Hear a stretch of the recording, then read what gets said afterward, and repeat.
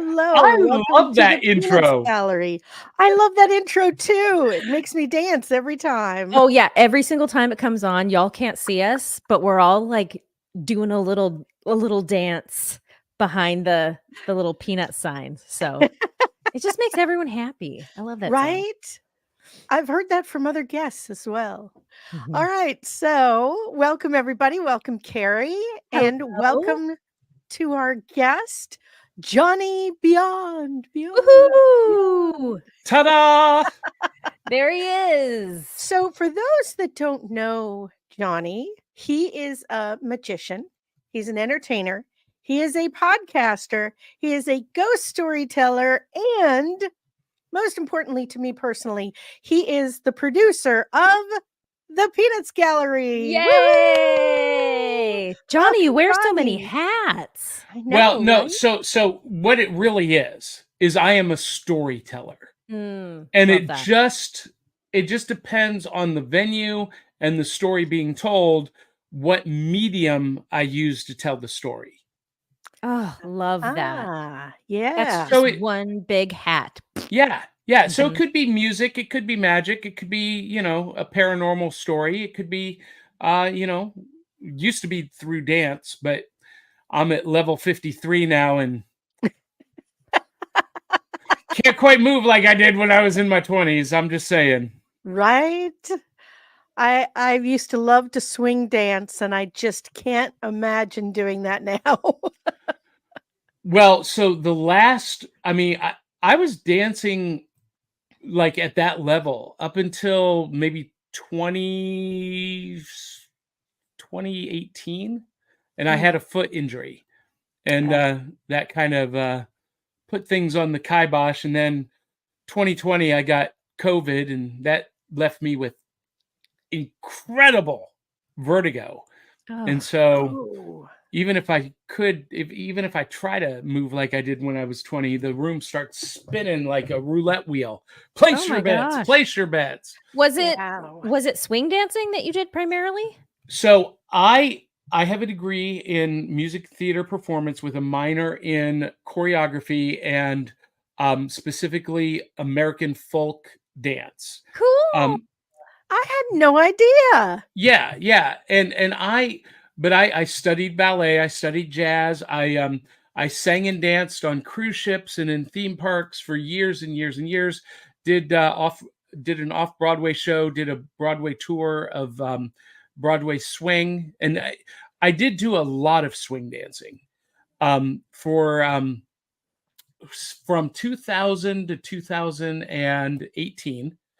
I had a show called Swingin' at the Roxy that I created. I wrote, created all the characters, and we toured the country for that length of time, all over the country. So I did a lot of swing dancing, and in when I did Broadway's original swing, um, I learned collegiate shag, which is a very aerobic style of swing dancing.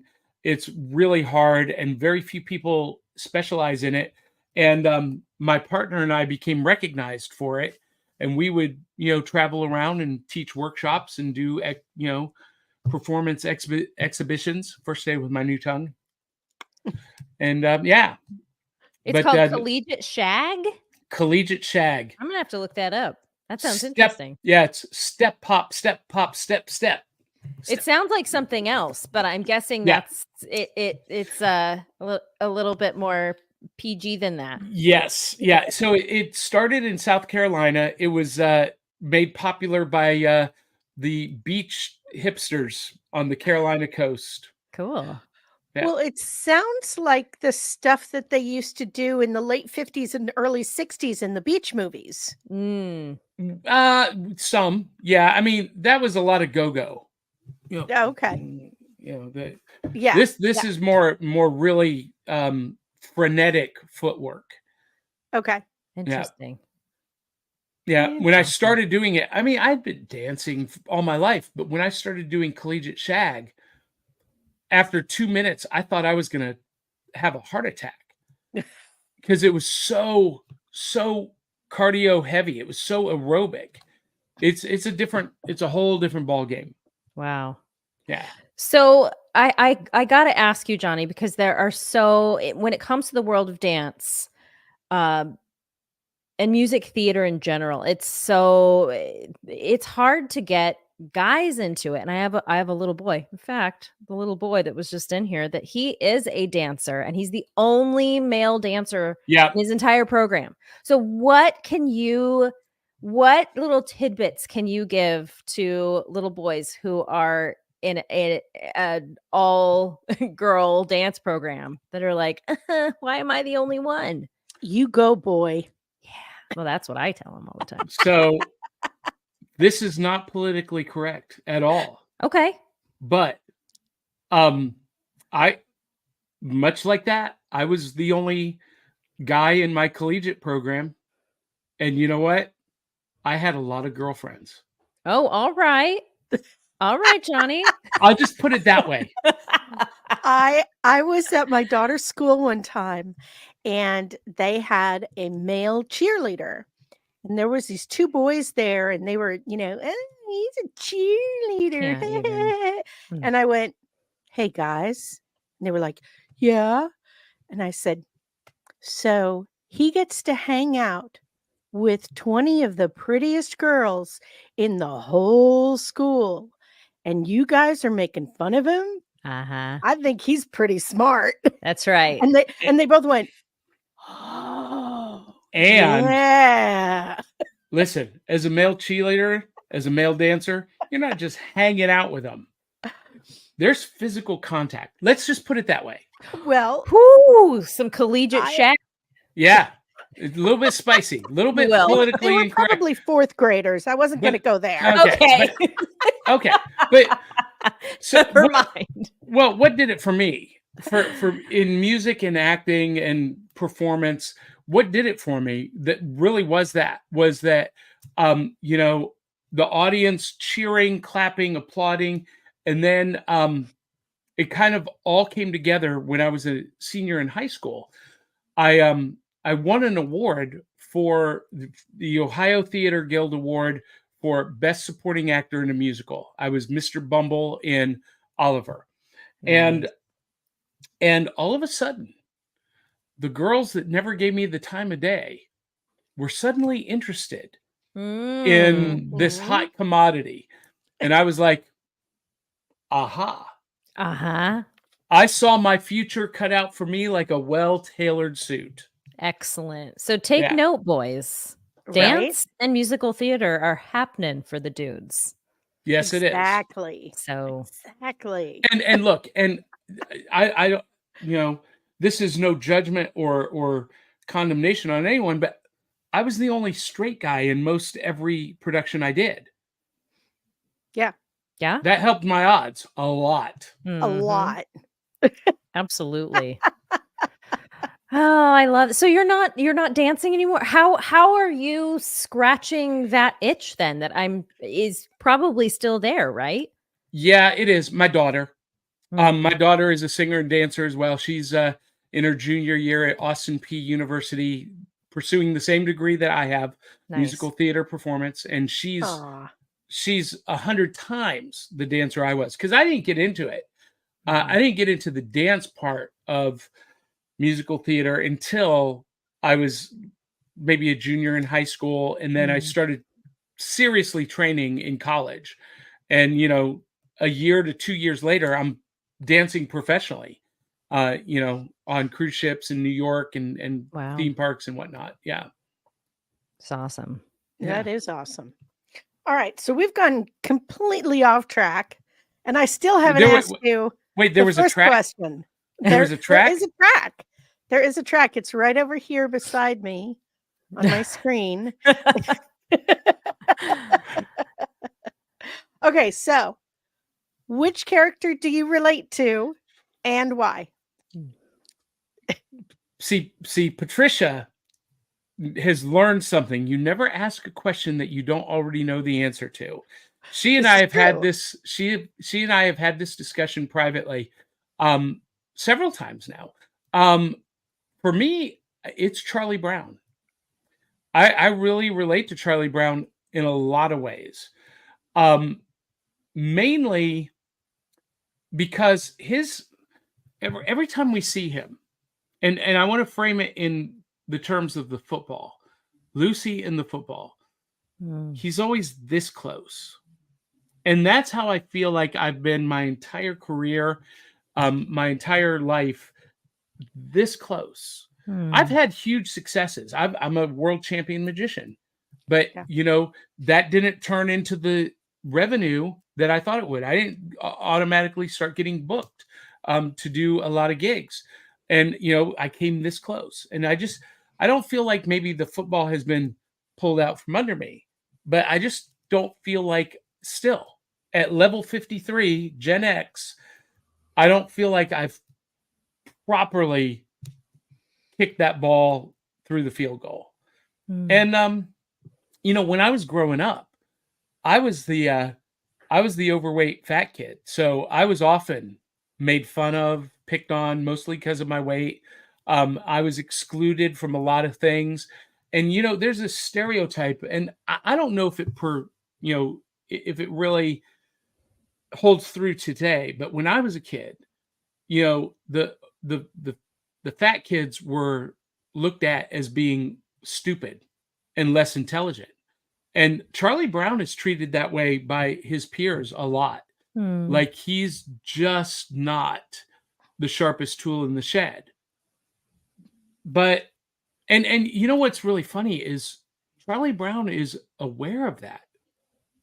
Yeah. And I don't think it ever lets him, gets to him. He just kind of accepts it as it is. He's like, well, this is where we're at, and he keeps going. And that's I've felt that way my entire life. He has a lot of resilience and determination, even in the face of constant disappointments. Yeah.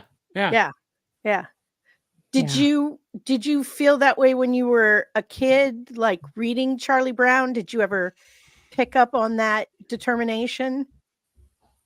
I don't think I really did. I don't think I really thought about it in those terms until you and I started talking about this podcast. Gotcha. And it was kind of a light bulb moment. Yeah. I mean, well, and I have to say, I didn't know half of the things that I've learned in this process about Sparky, about why he wrote what he wrote, how close he felt to these characters. And while he said that there was a part of him in every single character in the shows or in the strip, the one that he related to the most was Charlie Brown. Yeah. And yet he had amazing success with Charlie Brown. And yet he still always felt like, the round-headed kid that never got any respect. Oh, you're such a blockhead. I think it's interesting though, because Charlie Brown, as much as we think of him as kind of like, oh, he's the kid that kind of always makes it but never quite does, or he's the kid that's kind of doing things wrong or never achieving, but he is the kid who's asking the questions. He is the one that's more than any other character, maybe besides Linus, that's looking internally and is more self-aware than any of these other characters are. And that, to me, that is a whole strength in and of itself, to be aware of one's internal world and to analyze it and understand it. That's a superpower, And so I get, did you, even though Johnny, you feel like, you never quite made it or, you were picked on or whatever, did you feel that sense of inner awareness that you were asking questions in your internal world that other kids weren't asking? I don't know that I was asking questions, but I'm a voracious reader, or I'm a researcher at heart. That's how I read, from a research perspective, because I want to know something. Mhm. So I start reading it. So from that aspect, maybe, um, I will say that I am one of those people, a lot like Charlie Brown. He never let his outside circumstances prevent him from doing what he wanted to do. Mm. And I, I'm one of those people that I will tell you what I'm going to do, how I'm going to do it, and then I do it that way, Mhm. regardless of whether someone comes on board, joins me, cheers me or not. And I feel like Charlie Brown is a lot that way. He knows what he wants to do and he does it, Yep. regardless of what outside factors are acting upon him. Absolutely. Yeah. Yeah. Mm. And he is determined to kick that football one day. I Yeah. know. Now, 50 Carrie, years. I have a theory about Charlie Brown Hit me. and Yeah. Lucy. So in the strips and in the animated films, we see Lucy always has this thing for Schroeder, Mhm. but and she torments Charlie Brown. Right. But knowing what I know now as an adult, I feel like as they grow into adulthood, that Charlie Brown and Lucy end up together. I think that Lucy secretly loves Charlie Brown. Interesting. You know what? Okay. If that really is the narrative, this is what I hope happens. That he has some therapy starting in his teens, into his 20s. He starts learning some really good personal boundaries. He And would then have to with he Lucy. would have to. And then one day he pulls out the personal boundary and says, "You will not treat me this way." I feel like she would instantly fall in love with that. Yeah. If that were the scenario, I can't say that he would fall in love with her, but I think that people that generally bully other people, once they are kind of matched, then that's when they start respecting that other person, and Yeah. that's when they start admiring that other person. So I could see that happening. It's interesting you say that because we've always said that if Charlie Brown's going to marry anyone, it's going to be Peppermint Patty when they get older. Right. And so that's interesting that your version of the events is that Lucy and Charlie Brown get together. Now, Yeah, why her? because I know from experience that sometimes the bully, in this case Lucy, picks on him and torments him, pulls the pigtails, so to speak, because she really likes him. Right. And Charlie Brown keeps coming back for it. Right. He keeps coming back for it. There's a reason. And yes, Peppermint Patty, I think, is deeply enamored of Charlie. I think she is in love with him. But I never felt that reciprocation from him. Mm. No, but so my theory is that she would just walk up one day and be like, "Hey, Chuck, we're going to get married.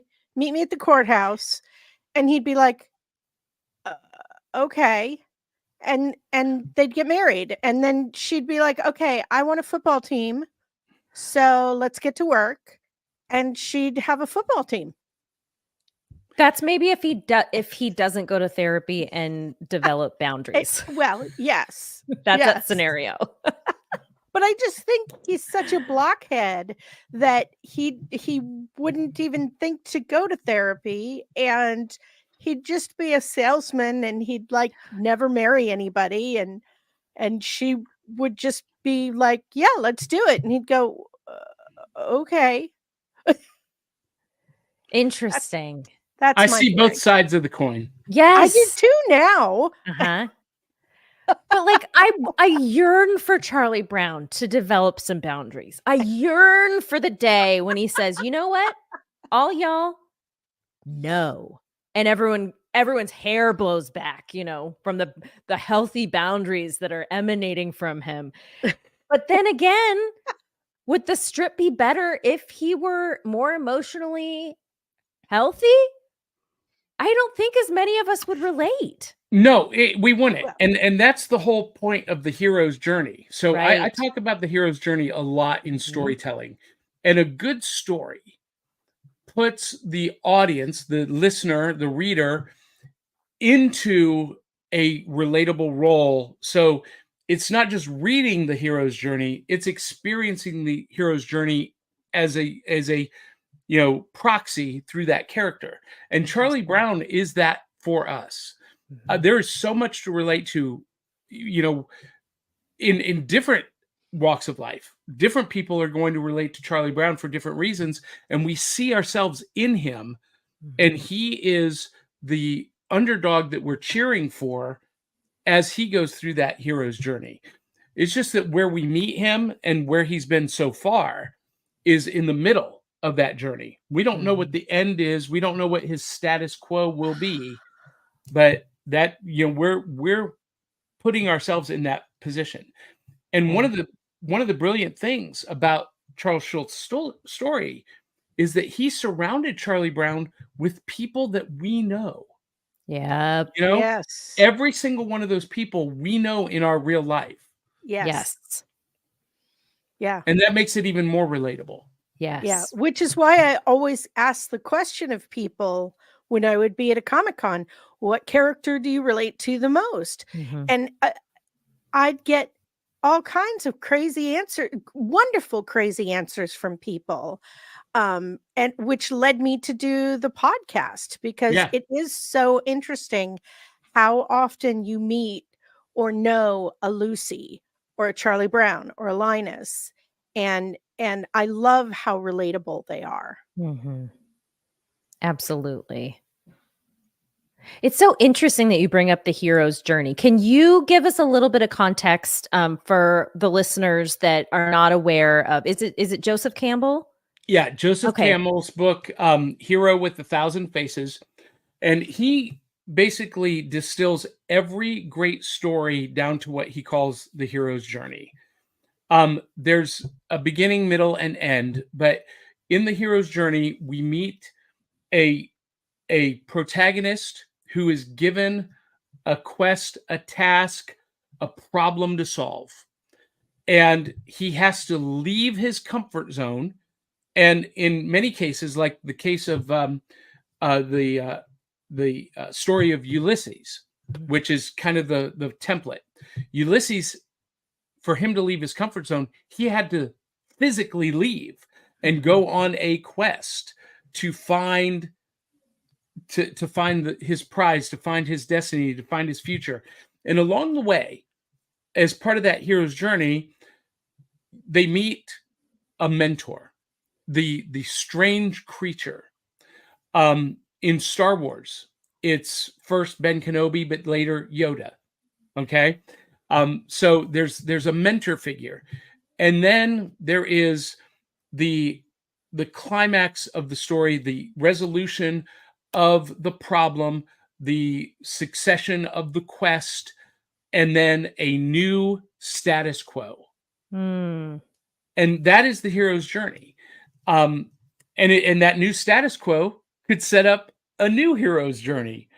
So it could be a continuous process, but that's what I mean when I talk about the hero's journey. And every Mhm. great story has that, whether it's a 3-minute short story told orally or a 9-film franchise. Yeah, I'm working on my novel and kind of the structure of it, and I have on my 3x5 cards, all the different parts of the hero's journey, and who the mentor is, and what the central problem is, and all of those parts. And you can sit down with any good story, and you can map out it. It applies to all stories. You have to have a problem, you have to have these certain things, because that's what we know as that's what we want to have when we tell a story or when we hear a story. And um and s- the yeah, go ahead. the best stories, that protagonist is someone that we can see in ourselves, or we can see ourselves as.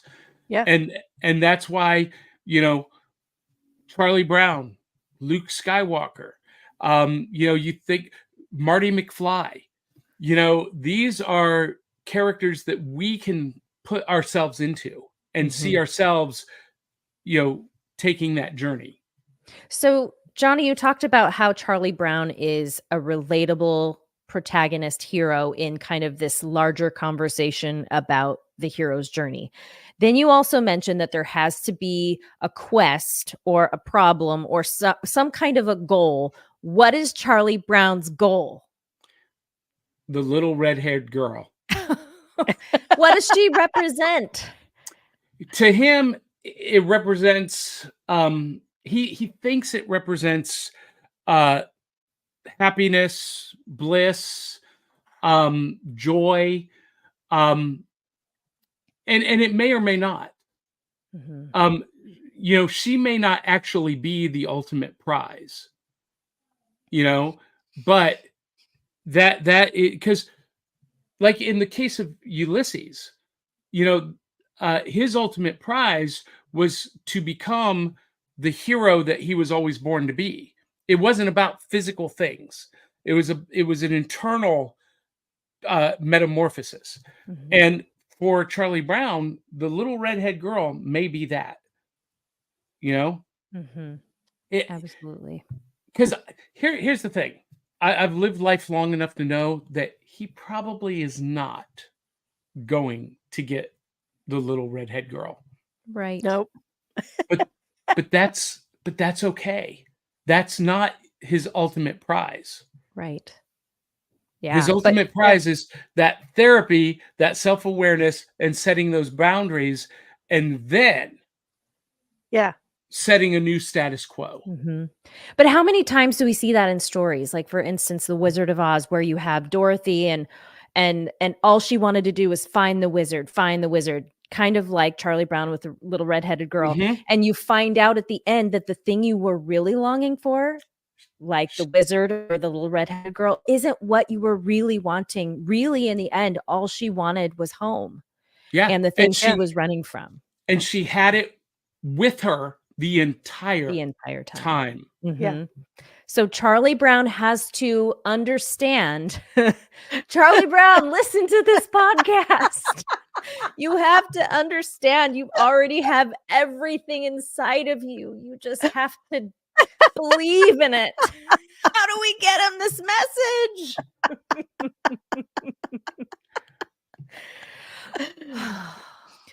Do you feel better now? I do.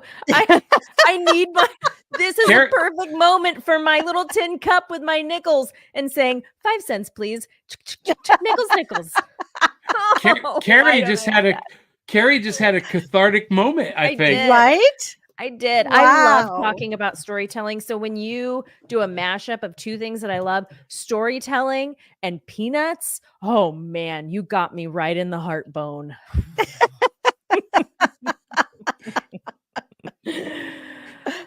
And you know, when we're talking about the Peanuts, the other Peanuts character that takes a lot of central focus is Snoopy. And Snoopy is the kind of he's the perfect complement to Charlie Brown because he's kind of the antithesis. Everything comes easy to Snoopy. Yes. He has no fear, no hesitation, and everything he touches seems to turn to gold. Yeah. And we know those people in our lives too. And either we hate them or we wish we were them. Right. Or a little of both. Yeah. That's true. Who is the mentor character if we're applying Hero's Journey? Who's the mentor character in the Peanuts?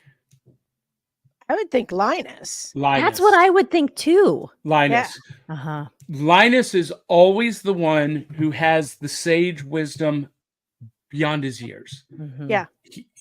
You know, like in the Charlie Brown Christmas special, when Charlie Brown is so frustrated with this commercialism and this focus on the glitz and the glamour, he yells out, "What is the point of this? What is this all about?"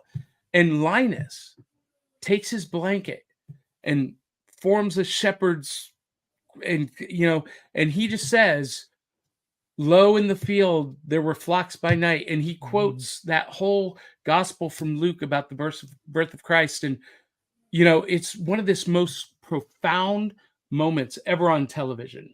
Yeah. And it all comes from this little genius boy who, it's so unexpected, kind of like Yoda. Yoda, we did not expect Yoda to be the great master Jedi when we meet him. Right. He was a strange Yes. little creature. Yep. Yeah. Interesting. So Linus is like our Yoda Mm-hmm. Yeah. in Peanuts. Wow. And I love Sparky that. had to fight so hard to get that in the movie. Yeah. They did not want that in there at all. And he was like, you do it my way or we don't do it.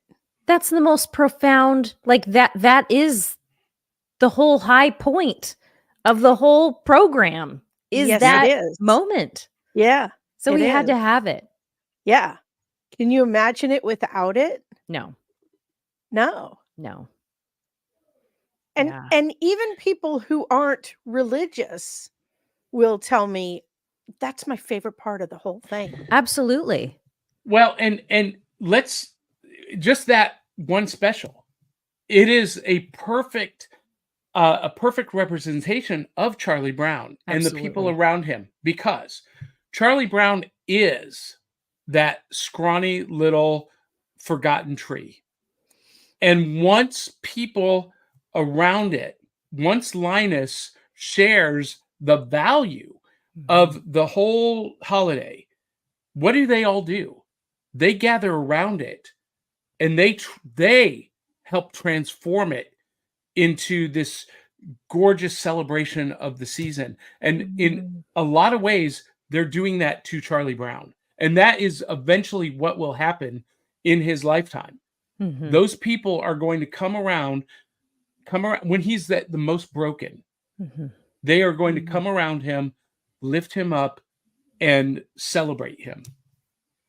Absolutely. We just haven't seen Wow. it yet, but that's Oh. the prophetic story. That's his new status quo. Absolutely. Could you imagine how wonderful the world would be if we did that with each other? Yeah. Yeah. Just surrounded each other and built each other up and let people come out this whole different being. And if I remember correctly, someone can correct me if I'm wrong, but the first one to go to that tree and start working on it was Lucy. She was the first one to break lines, I think. Oh, well, I don't remember. We'll have to go See, I back and watch it. remember Linus taking his blanket off and wrapping it around the tree, but I don't remember who approaches the tree first. Be Yeah. interesting to see. Yeah. Yeah. That is interesting. You know, it's so, I love this idea of the hero transforming, because how anticlimactic. Like, if you just, this is why you can't have a story just about Snoopy. Somebody that's good at everything all the time, that always is kind of the hero of the story. And there's nothing in there, but you have a character like Charlie Brown, who we see his struggle all through his life. Mhm. And then to finally, hopefully, fingers crossed, at the end of his life, go through all of the, not the end of his life, but as he gets into adulthood, he finally starts to come into his own. That is such a, the hero has to have that journey, or else it's just boring, you know? Yeah. So for Yeah. all those people who are like, man, and this goes for you too, Johnny, call this prophecy or whatever you want to call it. But I believe it's not always going to be like that for you and for the Charlie Browns of the world, where you're almost there. I believe and hold out hope that this is just part of your journey. And at some point, something is good. You're going to have a breakthrough. Yeah. So there, universe. I'm putting it out there. I'm saying it out loud. Yeah. Love it. Yeah.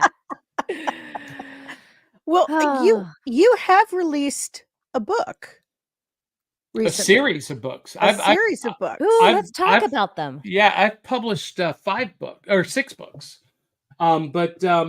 Yeah, let me see if I can reach around and grab the latest copy. I got to stand up for this. Okay. Hold on. Do it. We'll be here. All right. So, I published back in 2005, and this is how I got into podcasting. I published a book called Theatrical Magic, and it was a book to teach other magicians how to use the hero's journey to create stories that transform, that transform tricks into theater. And I started podcasting because I got so many questions from people who read it. They were like, well, okay, well, what about this? And what about this? And so I was like, okay, I'm going to do a podcast and go chapter by chapter and answer these questions. So that was my first published book in 2005. And then in 2011, I think, I was doing the Swingin' at the Roxy show, and I was performing it around the country, and we did an abbreviated version of it for a comic book convention in Arkansas. And this publisher saw it, and he was like, hey, have you ever thought about writing a book about this story and these characters? And I was like, I've thought about it. And he said, well, I'm going to publish it. And 9 months later. Oh, okay. Yeah, right? That's 9 months amazing. later, I had the first volume published. And the original book is now out of print, and I've moved to another publisher, but all of the stories are available again, starting with Night Reich, One Night at the Roxy, and the latest one is Rise of the Impossibilists. Hey, did you know you could do this, Patricia? What? Rise of the Ooh. Impossibilists. Nice. It's Tales of the Decoverse, Volume 3. And this character in the center is the character that I created for myself in that musical, Swingin' at the Roxy. And it has all... Here, I'll just read the description. Big Daddy Cool Johnny Della Rocca faces an impossible choice. Fight his friends and mentors, or allow Rasputin to assassinate world leaders at the 5-Power Treaty Conference and alter history in an irreparable way. Whoa. That's Wow. cool. Yeah. Big stakes there. Yeah. Whew. Yeah. Wow. It's a time travel roller coaster of adventure. Oh, that's awesome. Yeah. That's amazing. So, I've done some nonfiction. I've done science fiction, and I've written 2 books on sales and marketing that are available at Amazon, Barnes & Noble, and wherever you buy books. See, Can you it's buy so- that book at Barnes and Noble? Or Yeah. yeah. Yeah. Okay, Yeah. great. Yeah, this is published by Seventh Star Press. They're a publishing company out of Kentucky, out of Louisville. And they specialize in speculative fiction, science fiction. So Now, Johnny, I have to push back here.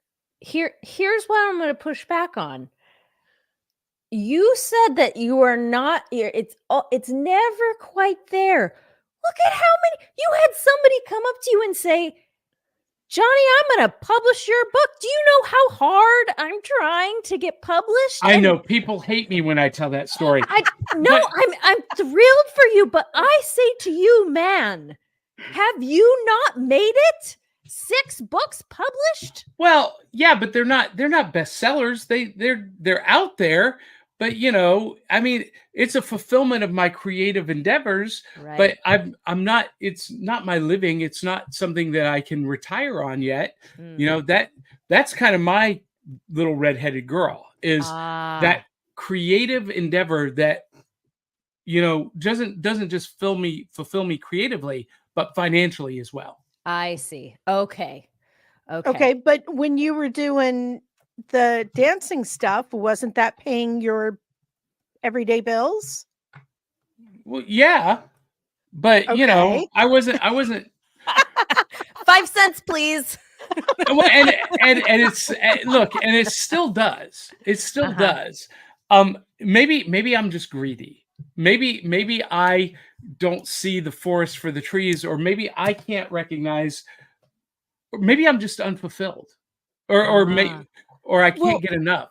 Or maybe it was always there and you always had it. You just had to look inside and discover that you already have what you always wanted. I don't know.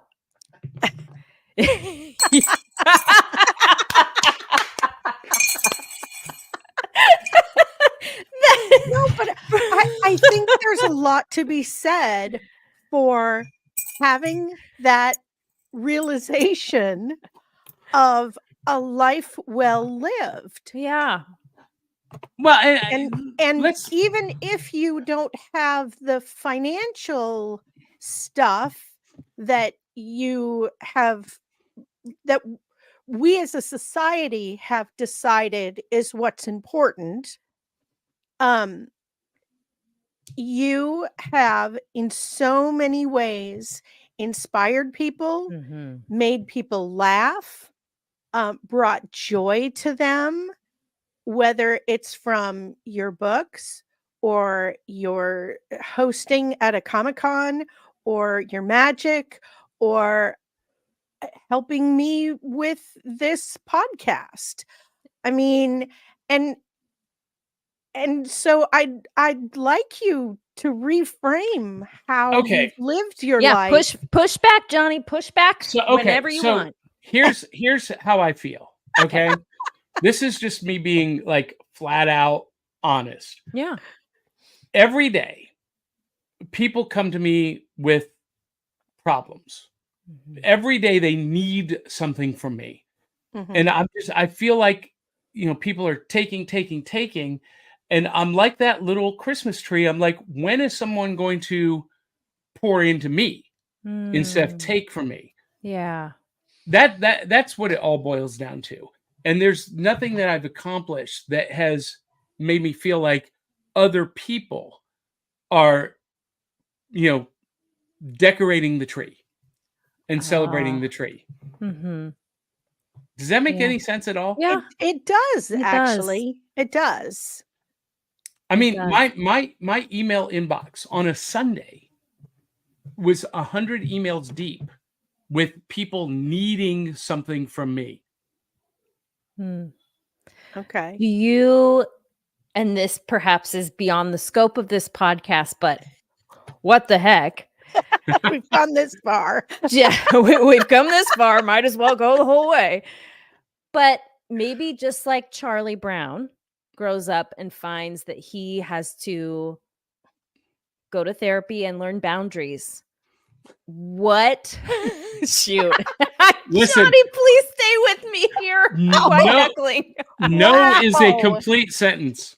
But truly, I mean, Yeah. maybe those people, if you made yourself less available and you said, absolutely not, I'm not working on a Sunday, you are still checking your email and possibly getting back to people on a Sunday. So you are training them that is okay. Okay, so that is a whole nother thing that in my corporate day job, Uh-huh. I am known as the time management guru, the Mm. person who knows how to set boundaries with clients and whatnot. So even though I'm getting those emails, I'm not going to respond to them until tomorrow. Okay, good. Okay. And there's a very specific time that I respond to them. And so that's a whole thing. But yes, Right. for anyone who deals with that problem, that's how you deal with it. Is you set those boundaries. If you get one thing out of this podcast, it's please set boundaries. Yeah, if you don't control your calendar will control you. Right. Absolutely. Absolutely.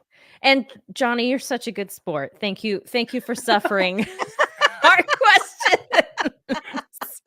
It's all I good. know. Will anybody ever come on the show again after? Ooh, maybe Or not. Johnny. Johnny, please come back. Okay, so why don't you tell us about your own, the Cereal Box podcast? Ooh, yeah. So, Back of the Cereal Box is a pop culture Yes. podcast that celebrates the fun of the Saturday mornings of our youth while navigating adulthood today. Every Saturday morning, we do what we're doing right here in a virtual rec room, but we live stream it. So the audience is watching us live. They're interacting, they're posting comments, asking questions. And we literally, because when I was a kid, we didn't have smartphones or tablets at the breakfast table. We were Nope. sitting down with big bowls of cereal, and in between cartoons and comic books and kaiju movies, we were reading the back of the cereal box.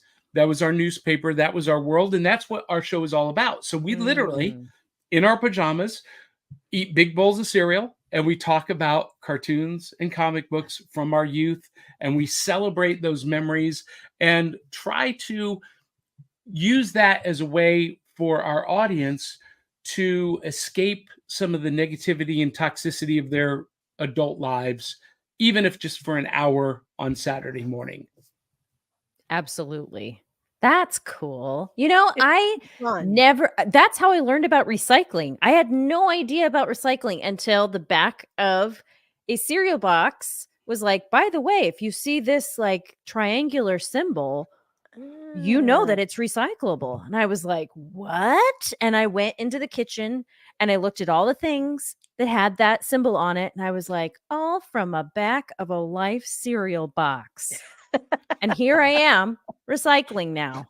Well, so we just talked about prioritizing your schedule and setting boundaries. I actually learned that from Saturday morning cartoons, because when I was a kid, you had to make choices because we didn't. And kids today don't understand this. They look at me with like I have a third eye when I tell them this, because we didn't have streaming services or on-demand video. We didn't even, when I was a kid, we didn't even have VHS tapes yet.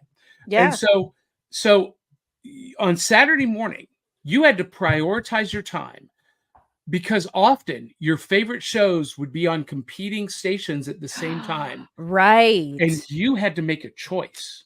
Yep. You had to choose one or the other, or you had to prioritize your schedule because if you missed it, you missed it. Right. You might not ever see it again. There's no Exactly. TiVo. There's no recording stuff. Nope. It's gone. Yep.